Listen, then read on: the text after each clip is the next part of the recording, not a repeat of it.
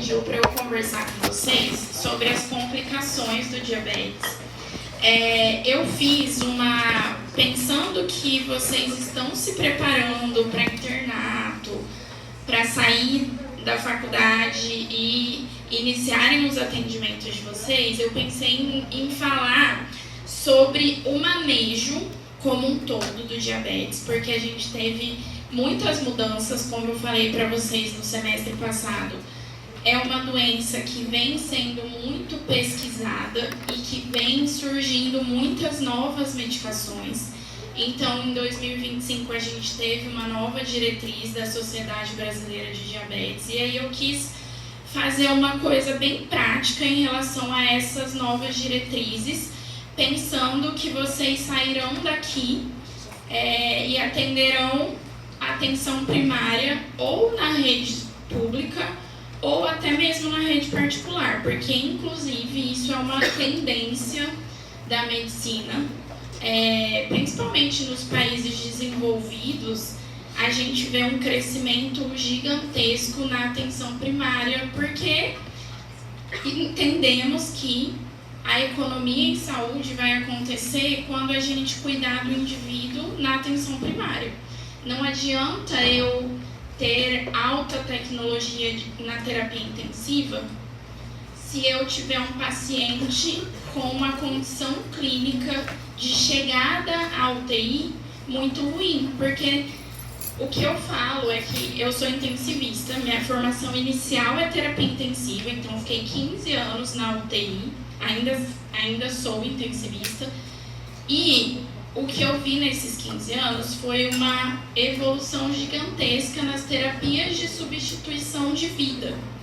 Entretanto, eu consigo substituir o coração, por exemplo, numa ECMO, que é uma máquina que faz o trabalho do coração.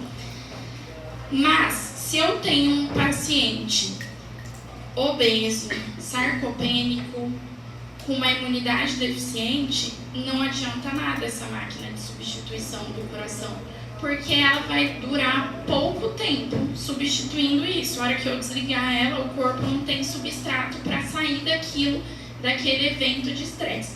Então, entendendo isso, a atenção primária é algo que vem ganhando muita força. Eu acredito que nos próximos 5 a 10 anos da medicina, tanto convênios quanto população em geral vão entender que a atenção primária é muito mais importante do que os gastos com saúde terciária.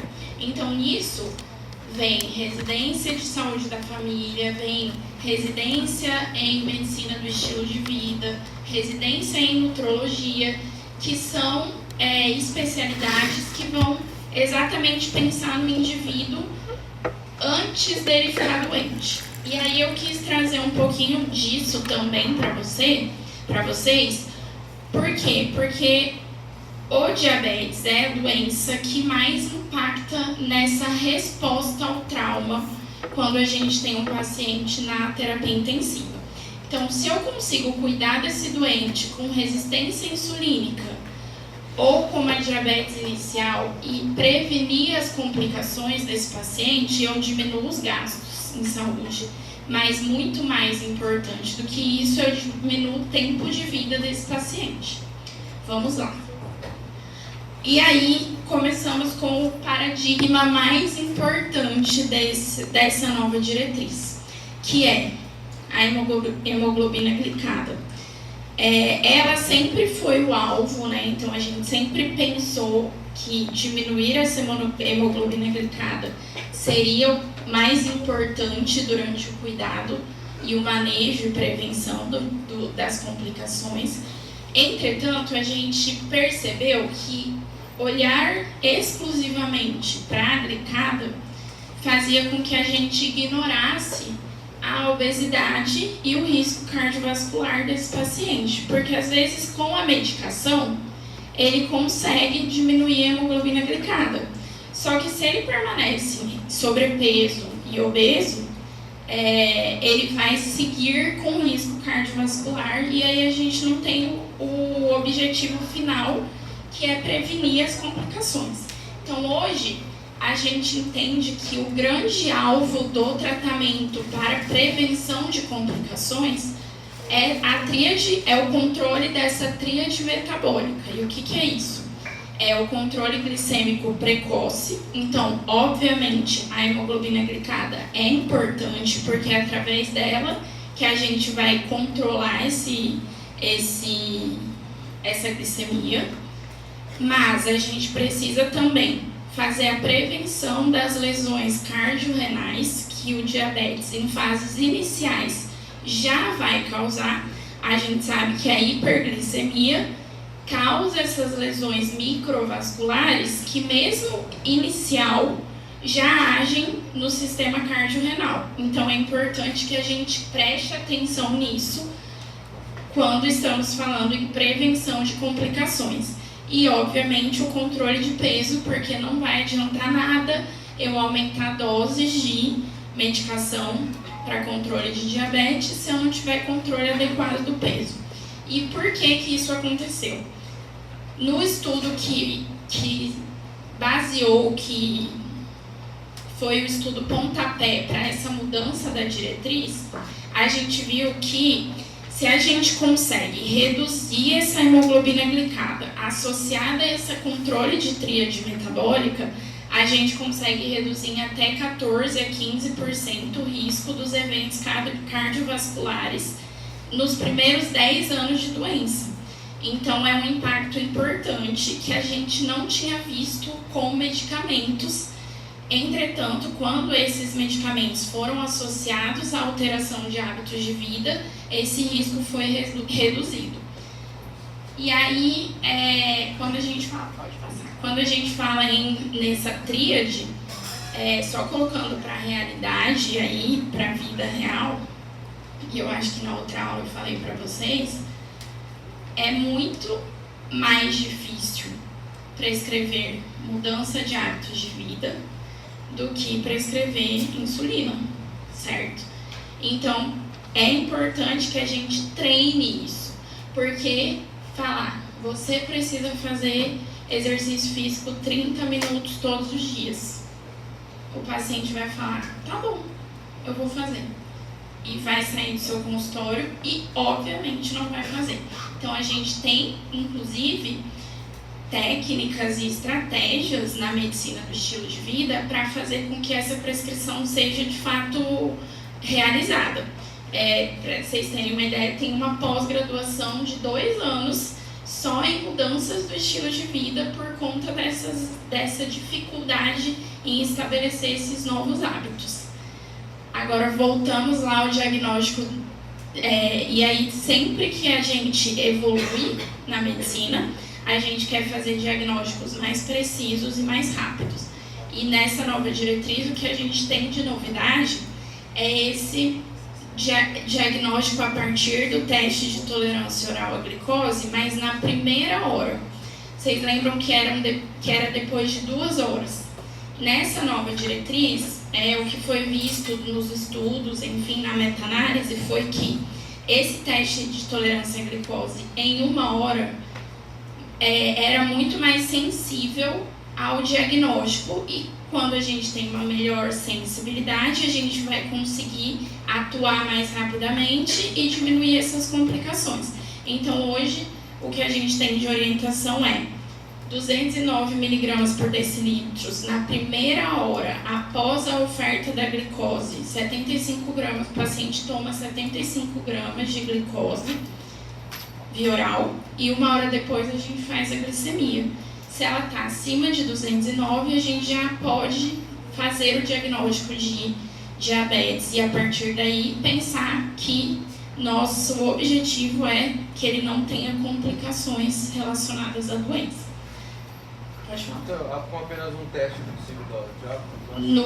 Se for 1 hora após acima de 209, já pode dar o diagnóstico. E daí a gente segue os outros também que antigamente a gente já tinha. Então, glicemia de jejum acima de 126, hemoglobina glicada acima de 6,5, ou sintomas associados a uma glicemia acima de 200 em qualquer horário do dia. E daí sintomas seria poliúria, polidipsia ou perda de peso inexplicável. Mas no caso eu faço esse, teste. Isso, eu faço quando eu tenho dúvida em relação a esses dois primeiros, Ou esse jejum e a picada, não é? Ou você pode fazer ele, por exemplo, às vezes você pedir um teste oral de tolerância à glicose isoladamente e daí você já fecha o diagnóstico com ele, seria ou um ou outro.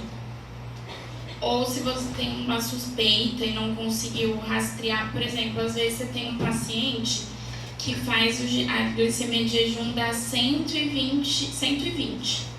É aquele bem limítrofe que você fica naquela, será que eu já faço já começo a introduzir mudança de hábitos de vida, já começo alguma medicação? E aí ele fica nesse limbozinho aí. Você pode usar isso como um diferencial, por exemplo. Tá bom?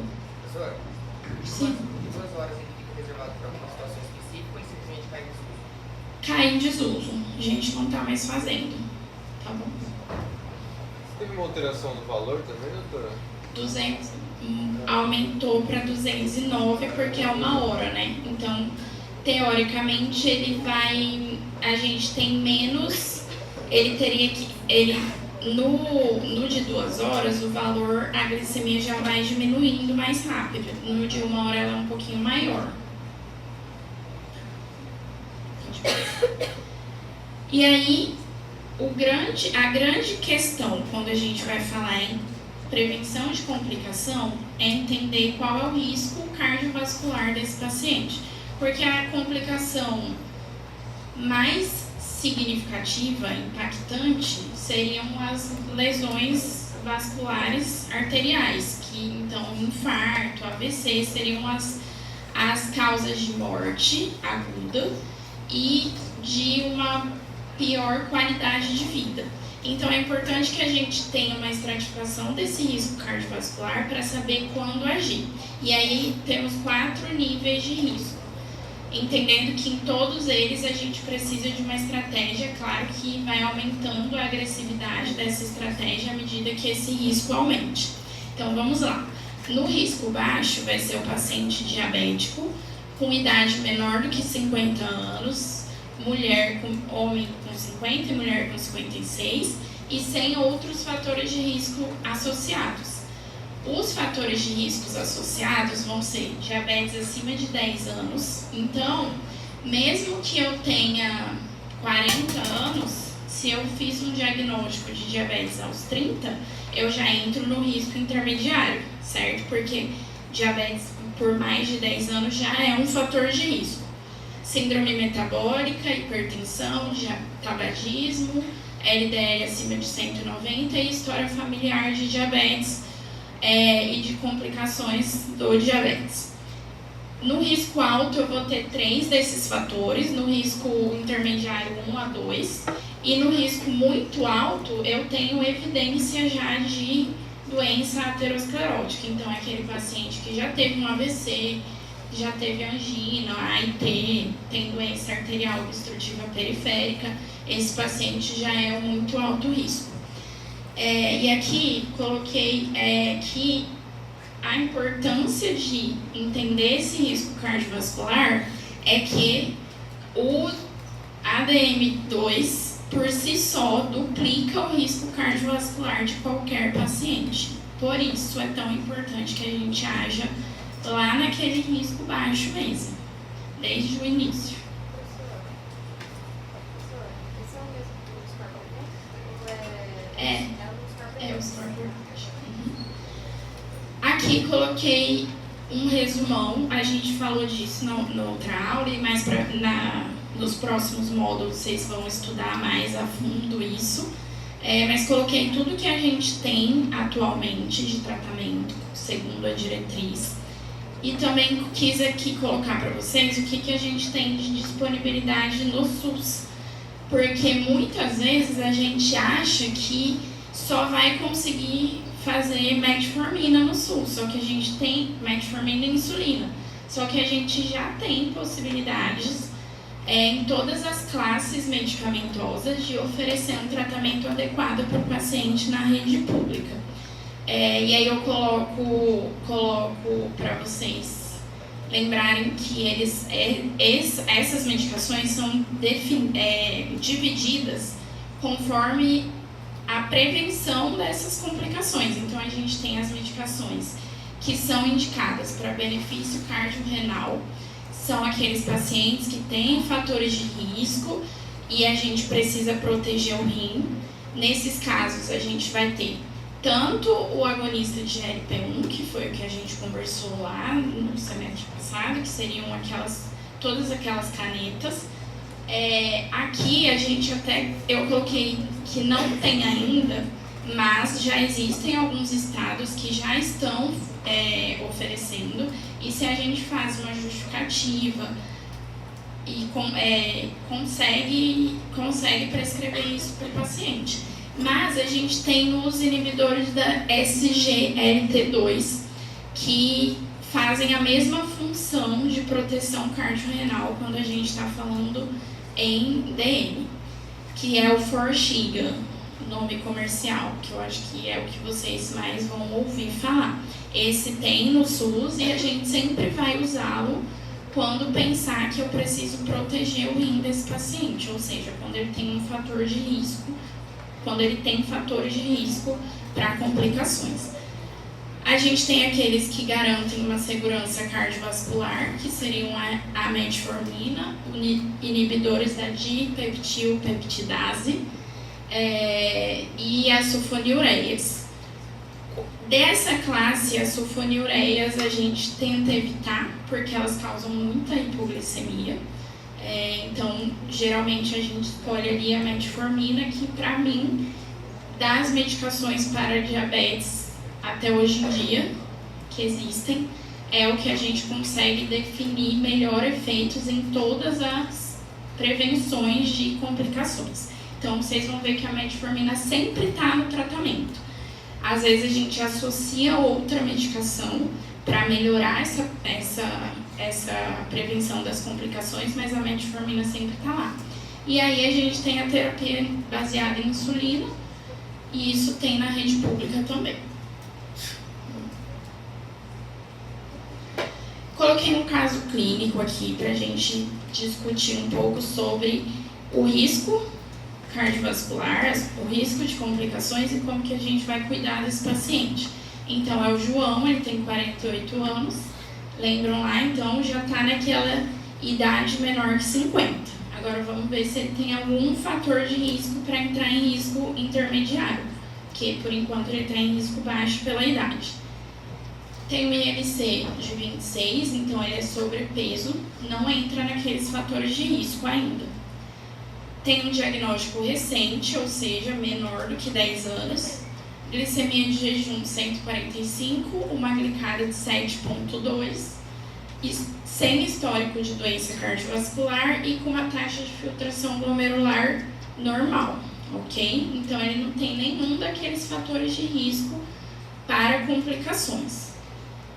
O que a gente pensa no tratamento desse paciente inicialmente? Ele não tem alteração da função renal, ele não tem ainda doença cardiovascular. Então, o que eu preciso é garantir que ele não vai ter hiperglicemia persistente, que é o que causa a lesão vascular e, portanto, é o que causa as complicações. Vamos passar para a gente discutir. Vocês apostariam no quê? Metformina. Em monoterapia. Certo. Vamos lá. Então, definimos que ele é um risco baixo, e aí se a gente tem risco baixo ou intermediário, o que vai falar sobre o tratamento é a hemoglobina glicada. Então, se eu tenho uma hemoglobina glicada abaixo de 7,5, no caso dele era 7,2, eu uso metformina em monoterapia. Se eu tenho hemoglobina glicada acima de 7,5, eu já preciso usar uma terapia dupla. Então, vejam como esse consenso faz a gente ser um pouco mais agressivo no tratamento. Mesmo com risco baixo, mas eu tendo uma hemoglobina glicada que nem é tão alta, de 7,5. Eu falo nem é tão alta porque eu tenho os pacientes que têm 12. que tem 10, enfim. E aí, mas mesmo com esse 7,5 e sem um fator de risco importante, a gente já tem a orientação de usar 2 classes de medicamento. E preferencialmente esse inibidor do SGLT2. O inibidor do SGLT2 nada mais é do que uma medicação que faz com que as incretinas tenham uma duração maior no sangue. Lembra que a gente conversou lá quando a gente estava conversando das canetas? Que as incretinas têm uma duração muito pequena. Então o grande ganho das canetas e que elas conseguem ser aplicadas semanalmente é porque elas fazem com que essas incretinas durem mais tempo. Então essa medicação ajuda nessa duração maior das incretinas e aí isso melhora a saciedade, faz então com que o paciente consiga reduzir peso, mas ao mesmo tempo consegue manter níveis mais persistentes de uma insulina basal num nível mais fisiológico. Só em relação ao ISGLT2, porque quando pega a conduta nova que saiu pelo SUS, que saiu agora em fevereiro, saiu uma nova, ele coloca que só pode se utilizar com pacientes com menos de 40 anos quando ele já teve um evento, por exemplo, um AVC, ou que ele já teve um infarto agudo. Antes disso, não é. Eles não liberam, não é liberado. Aí é só a partir, se eu não me engano, o homem é acima de 50 e mulher acima de 56. Isso. Mas no caso, esse paciente ele tem 48 anos, ele não tem risco nenhum. Se fosse no mundo, vamos dizer, perfeito, eu faria essa dupla inicial. Ainda não, porque ele está com uma hemoglobina glicada de 7,2. Então, para ele seria no consultório particular e no SUS, metformina só. Mas isso que você falou, de fato, é uma coisa que a gente tem que pensar sempre, é que quando sai uma nova diretriz, daí as políticas públicas se reúnem para reavaliar as orientações. E aí, o que a política pública precisa fazer? Avaliar se aquilo, do ponto de vista econômico, financeiro, também é justificável. Então, digamos assim, que se eu não tenho um paciente que já tem um evento cardiovascular, entende-se que esse paciente vai ter apenas daqui 10 anos uma complicação. Então, pesando o risco-benefício financeiramente, por o Forxiga se tratar de uma medicação de alto custo, o SUS coloca mais critérios do que a sociedade brasileira. E isso é normal acontecer, não é só no SUS, é em qualquer sistema público, num plano de saúde, por exemplo, porque quem está na gestão disso precisa pensar no todo, né? Quando a gente está falando numa diretriz, a gente pensa no indivíduo, e quando a gente está falando numa política pública, a gente precisa pensar no todo, e aí a equidade precisa acontecer. Então, num mundo ideal, a gente faria isso da sociedade brasileira. Se o paciente tem condições de comprar, a gente orientaria isso, mas política pública SUS, talvez isso não seja indicado. E aí, daí a gente vai sempre pela política pública, porque é prova do PNESC. Farmácia popular também, né? Que daí sai, acho que até, eu não sei se é de graça, mas tá de graça. E aí, então, mas o ponto mais importante neste paciente baixo risco e risco intermediário são as mudanças de hábitos de vida, a abordagem não farmacológica. Não vai adiantar nada se esse paciente não fizer o exercício físico orientado 150 minutos por semana. E aí a gente cada vez mais vem estudando em relação ao exercício físico. Tem até um estudo agora que é legal para, às vezes, para o jovem é mais fácil a gente orientar o exercício físico, mas às vezes a gente está falando aí com alguém com 70 anos que nunca praticou. Dificilmente você vai conseguir convencê-lo de que ele tem que ir todo dia à academia. Então, tem um estudo bem legal relacionado a idosos acima de 60 anos que mostrou que o exercício em pílulas diárias, ou seja, 5 minutos, 3 vezes no dia, de um exercício que tem um aumento de até 20% da frequência cardíaca máxima, faz com que o paciente tenha o mesmo benefício de um exercício de 150 minutos por semana. Isso em pacientes acima de 60 anos, tá? Não usem para vocês. Para vocês é 30 minutos por dia. No caso, por exemplo, de um paciente que não tem diabetes diagnosticado, mas tem sinais de resistência insulínica, a gente mantém só as medidas não medicamentosas ou a gente inicia, por exemplo, no metformina? Essa diretriz não abordou nada sobre resistência insulínica, mas o que a gente tem atualmente de orientação é fazer mudança de hábito de vida. Em 90 dias, se você percebe que esse paciente não teve mudança nesses 4 pilares, já inicia a metformina. Tá? Otimização de sono. A gente sabe que durante o sono um montão de hormônios relacionados a controle glicêmico são liberados, principalmente em sono REM. Então é importante garantir a qualidade do sono do seu paciente. Reduzir tempo de sentado, também porque entendemos que a atividade física, que é um exercício não programado, ou seja, ficar de pé, caminhar, subir escada, também tem um benefício na resistência insulínica. Então não adianta fazer os 30 minutos de academia todo dia e passar o resto do dia sentado na frente da TV. Você é sedentário igual, infelizmente. Tá? Tem essa notícia. E aí sempre pensar no controle ponderal, lembrando que a cada 10 quilos perdidos a gente reduz em 64% a chance, a gente aumenta em 64% a chance de remissão da doença.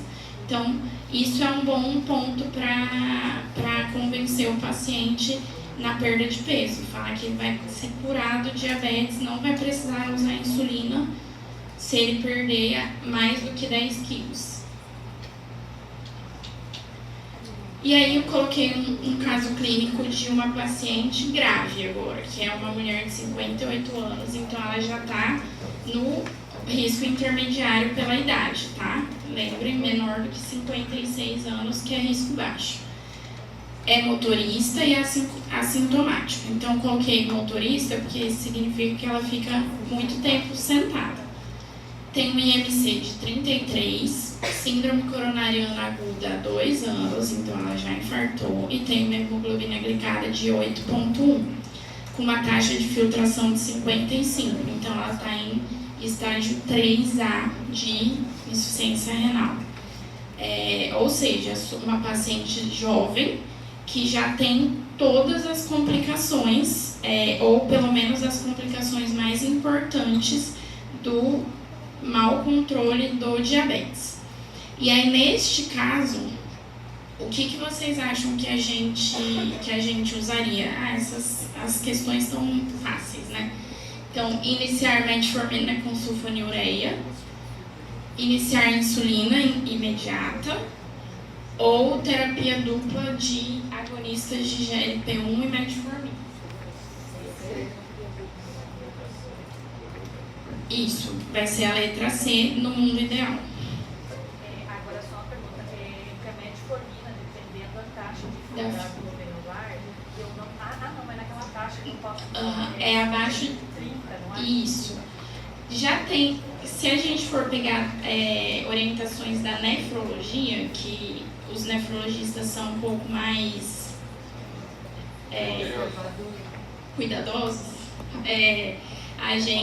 eles falam para não usar abaixo de 40 de taxa de filtração, mas em bula abaixo de 30, tá? Então aqui vai ser terapia com GLP-1 e metformina.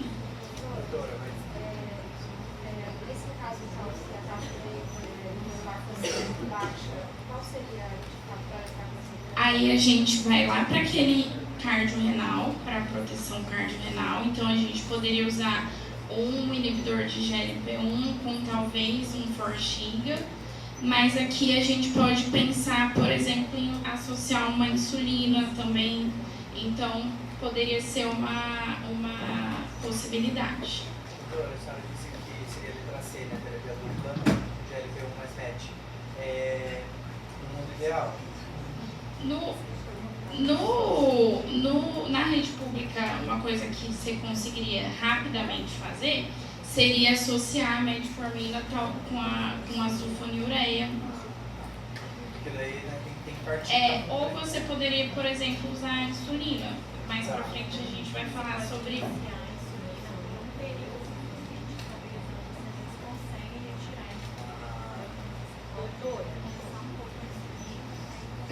Pelo menos para controlar essa glicada, entendeu?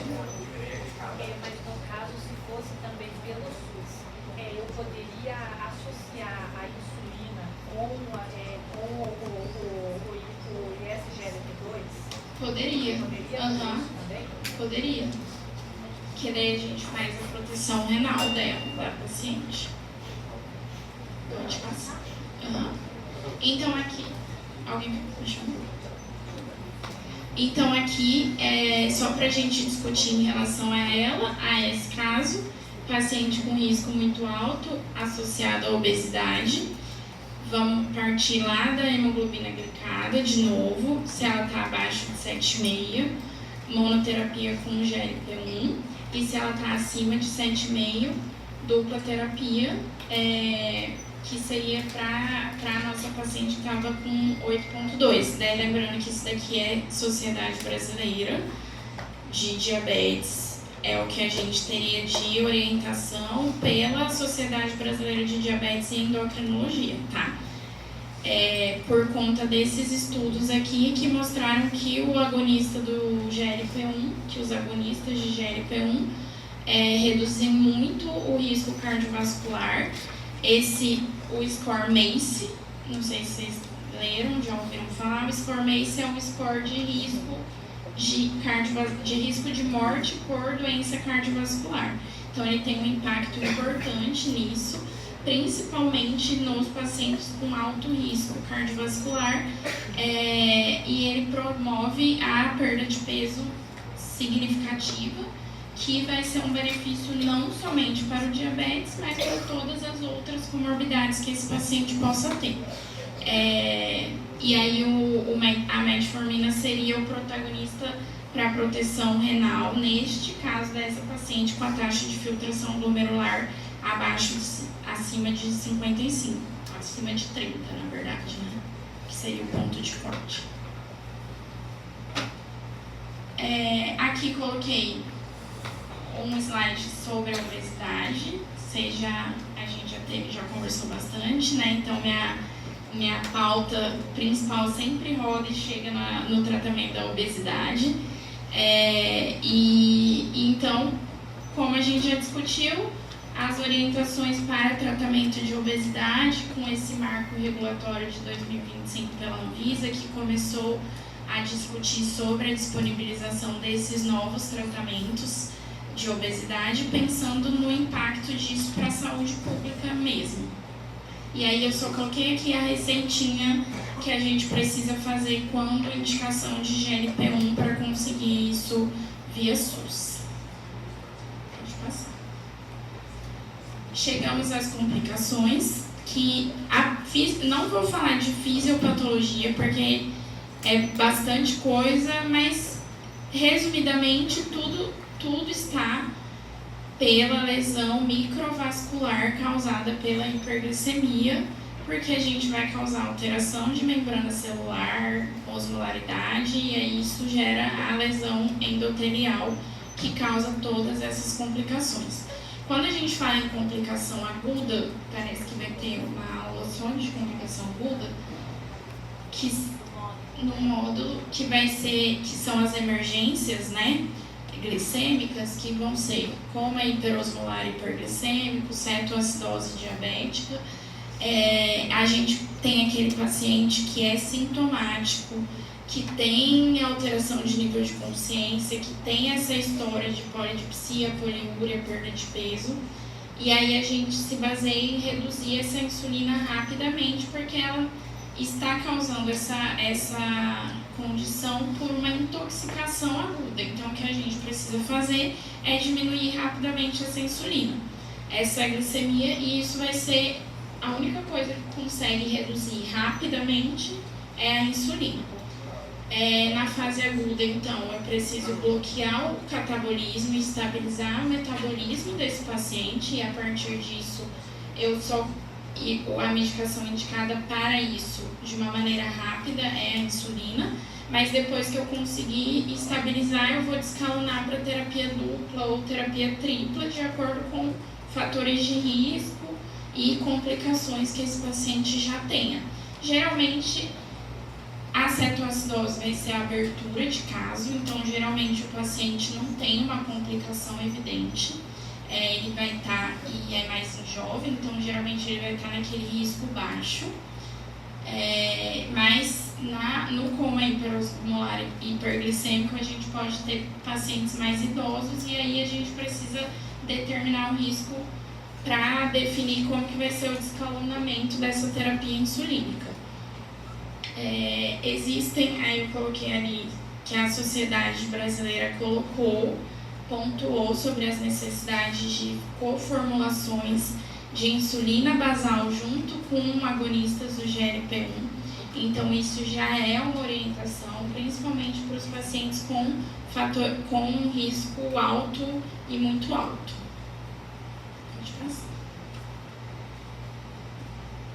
Isso é importantíssimo para a gente na atenção primária em rede pública, por conta dessa necessidade do acompanhamento mais de perto desse paciente. A gente sabe que, infelizmente, às vezes não é possível manter esse segmento, mas é de fato muito importante, porque essa reavaliação a cada 3 meses é o que vai definir essa mudança de terapêutica, mesmo naquele paciente com um risco baixo, que é aquilo que o colega perguntou.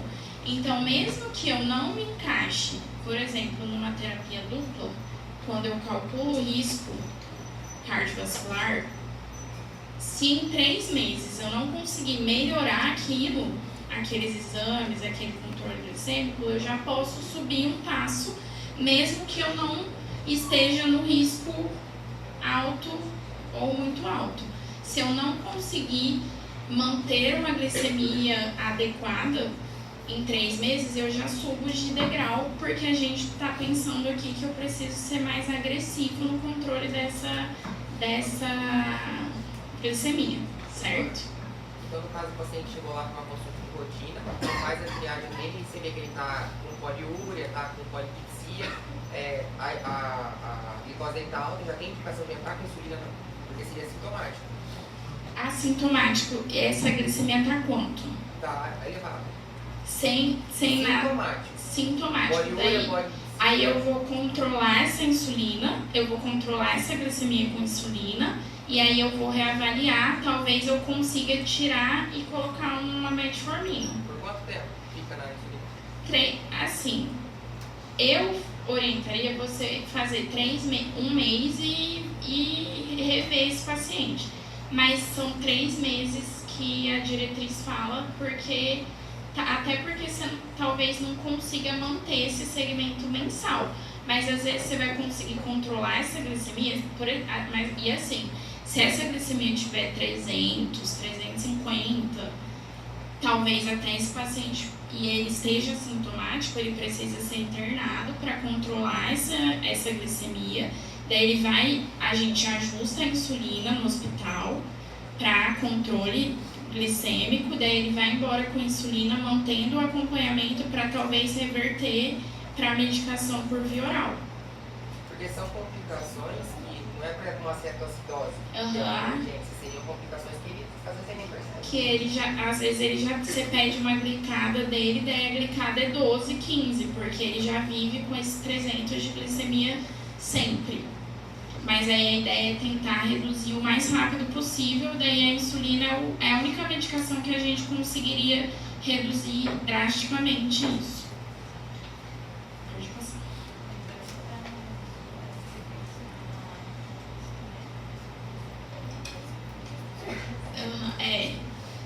Que a doutora está falando, para dar insulina, para prescrever a insulina lá no posto de saúde, se você tiver com essa glicemia super alta, você não vai conseguir controlar e não vai ajudar muito o paciente. Então, muitas vezes ele vai precisar internar, vai ser uma emergência de controle glicêmico mesmo. Isso, hidratação e UPA, que daí que quando a gente tem uma emergência diabética, antes da insulina, o que é mais importante é a hidratação.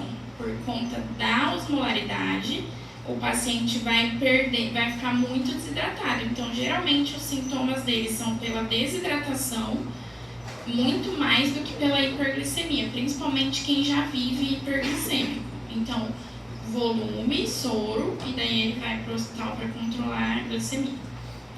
Professor, não poderia estar com uma dupla importante que reduz drasticamente também?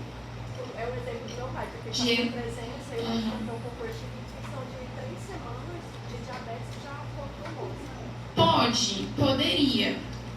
Muito provavelmente o médico percebeu que a gente avalia muito também. É a compreensão do paciente e a condição do paciente manter o tratamento. Então, quando você tem um paciente que você consegue ter certeza que ele vai seguir o acompanhamento ambulatorial, às vezes, ok, eu consigo fazer esse segmento, mas muitas vezes a gente sabe que no posto de saúde a gente vai ter um paciente até com nível cultural que nem entenda a necessidade daquilo. Fala, eu não sinto nada, então eu não preciso controlar isso. E aí eu preciso ter uma abordagem diferente, né? Então, isso é bastante importante no controle das complicações, principalmente, porque o grande problema das complicações do diabetes é que o paciente não sente nada, então ele costuma não tratar adequadamente, né? E por isso ele chega às complicações. Então vai depender muito do feeling de comprometimento desse paciente. Doutora, o problema renal, ele é fato que uma hora ou outra vai vir, né, para esse paciente. Para eu usar as canetas que não estão viabilizadas no SUS, eu fazendo declaração, pedindo para esse paciente judicialmente, eu consigo isso para poder fazer essa proteção cardiorrenal a ele? Como que isso funciona? Quando a gente fala em judicializar medicamentos, isso é um ponto que é importante a gente discutir também durante a nossa formação. Primeiro, que a gente precisa sempre pensar no bem comum. Então, quando a gente está falando em SUS, a gente está falando numa população enorme. Se eu começo a usar medicações de alto custo sem uma evidência robusta, eu estou prejudicando a maioria, porque eu estou gastando um dinheiro que talvez não tenha uma evidência tão forte. Então, o que eu sempre falo, se existe uma evidência e uma justificativa real, você faz o pedido, anexa as evidências científicas e geralmente você vai conseguir. O que às vezes acontece é que é uma coisa ainda off-label ou é uma evidência B, e aí o SUS talvez quando for auditar não tenha uma justificativa formal para aquilo e daí você não vai conseguir. Nesse caso, se a gente pensar que o Forxiga vai ter o efeito cardiorrenal e é uma medicação mais barata, seria melhor pensar no Forxiga do que nas canetas por conta exatamente disso, sabe? Porque uma coisa que eu vejo, talvez você que trabalha prefeitura veja mais, é uma hiperjudicialização de coisas que às vezes não tem uma evidência robusta. E aí a gente, óbvio que como médico a gente tem que pensar no indivíduo, claro, ele sempre vai estar em primeiro lugar. Só que como profissional de rede pública e cidadão, a gente também precisa pensar no bem comum. Então a gente não pode também judicializar coisas que não têm evidência científica. Sempre volto no fato de, se tem evidência, a gente briga. Se não tem evidência, não. Trabalho no setor de controle e avaliação, lá na prefeitura, e a gente é um braço da auditoria, né? Eu trabalho lá. Tem muita judicialização. E acaba que, tendo essas judicializações, você acaba tirando recurso daqueles outros que precisam. Então, assim, por isso mesmo que a doutora falou, a gente tem que pensar muito bem como profissional de saúde, sabe? Quando a gente vai prescrever alguma coisa e vai levar aquilo na justiça. Porque o juiz em si, ele não sabe medicina. Então, ele vai olhar pela causa daquela pessoa, daquela família. Ele não vai olhar pela medicina. Então, por isso que o nosso papel como médico é ter responsabilidade e olhar, né, no princípio do SUS, a equidade, né? Então, assim, se a gente joga uma medicação mais cara, às vezes a gente pode estar tirando de outras pessoas que precisam. Porque, assim, a gente sabe que a tabela do SUS é defasada, assim, há anos que não muda, né? E é por isso que os hospitais às vezes não recebem o recurso que deveriam receber, mas a gente tem que ponderar quando a gente vai prescrever, tá bom? Eu acho que essa é a parte mais difícil, assim, de trabalhar na rede pública por conta de ter que pensar nisso. Mas também eu falo na rede pública, mas na rede privada também, porque eu atendo particular, só que tem medicações que a pessoa que vai ser lá, sei lá, 10% da renda familiar daquela pessoa e ela vai ter que comprar todo mês. Então isso é um impacto gigantesco. Então é importante que isso seja ponderado também, até para que a gente tenha adesão do tratamento do paciente. E aí só um pouquinho nessa parte da judicialização do SUS, porque eu convivo com gestores e pessoas que tomam essas decisões, e também vejo o lado da família. A gente precisa ter muita sensibilidade também quando a gente vai falar sobre isso. Por quê? Porque pensem numa família leiga, totalmente leiga da área da saúde. Se você falar que ela precisa de tal cirurgia, porque senão a cirurgia tem que ser de tal jeito, se não for desse jeito, não vai melhorar, a pessoa vai morrer se não fizer essa cirurgia que não é coberta pelo SUS. E aí essa cirurgia não é, o juiz não libera essa cirurgia, enfim, e aí o paciente faz um outro procedimento, que é o que foi liberado pelo SUS, e não tem um bom resultado. O impacto disso naquela família é muito grande, então a gente precisa também ter essa sensibilidade do que a gente fala, porque muitas vezes isso impacta no processo da doença daquele paciente, sabe? Em você dar aquilo como sendo a única possibilidade. Óbvio que a gente não vai esconder possibilidades de tratamento, mas a gente precisa explicar que, olha, talvez a gente não consiga esse. Por exemplo, às vezes eu falo, o paciente tem indicação de usar Monjaro, só que um mês de Monjaro é R$ 2.500. Para a população, maioria da população brasileira, R$ 2.500 por mês causa um impacto significativo.